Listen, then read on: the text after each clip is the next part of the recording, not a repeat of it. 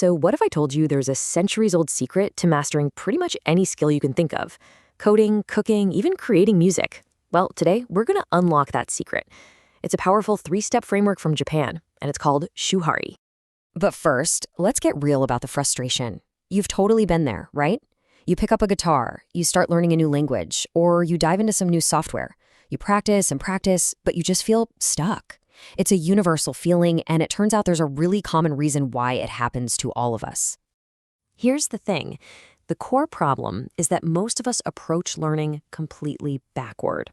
We see an expert, and they're just performing effortlessly. And we want to be creative and original just like them, right from day one. We try to innovate before we even understand the basic rules of the game. And the solution, it comes from a really cool place, ancient Japanese martial arts.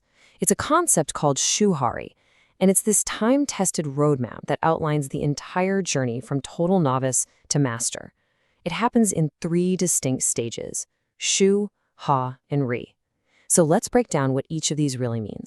Okay, so the journey to mastery, it all begins with one single crucial step, Shu. This is the foundation. It's the stage that everything else is built on, and honestly, it's the stage most of us try to skip. Shu literally means to protect or to follow, and in this stage, your one and only job is to copy the master. Perfectly. No personal style, no creative detours, none of that. It might sound kind of restrictive, but believe me, it's the most important part of the whole process. Now, I know this idea might seem a little weird in our culture of constant innovation, but just think about it this way. You can't improvise a killer jazz solo if you don't even know your scales. You can't design a stable bridge without first mastering the laws of physics. The Shu Maka stage is absolutely non-negotiable. So in practice, what does this look like? It means discipline. Just imagine being a student under the legendary swordsman Miyamoto Musashi, copying his every single move for years. Or think of a junior developer meticulously following a senior engineer's coding style guide, learning all the proven patterns. The goal is exactly the same, to build the correct neural pathways by focusing on form, without rushing it. All right, so once you've mastered the fundamentals, once they're basically second nature, then it's time to break them. Welcome to the Ha stage. This is where you finally earn the right to experiment. Ha means to break away or detach. Now that you have this rock-solid foundation from the Shu stage, you can actually start to question the rules. Think of it like cooking, right? In the Shu stage, you follow a recipe exactly, to the gram. But in the Ha stage, you start to experiment, maybe add different spices, change up the ingredients, and really start making the dish your own. You can really see how this stage is a huge shift in mindset. Shu is all about the certainty of following a path that you know works. Ha, on the other hand, well, that requires courage. You're moving from perfect repetition to deliberate experimentation. You start making your own choices, and you have to accept that you might fail a few times as you learn. And here is the crucial point. The creativity you find in the Ha stage isn't just random. It's informed experimentation. It's built on that deep mastery you gained back in Shu. So you're not breaking the rules just because you don't know any better. You're breaking them with a deep understanding of why they exist in the first place. And that is the difference between a novice and a true innovator. Okay, so you've mastered the rules, you've learned how and when to break them.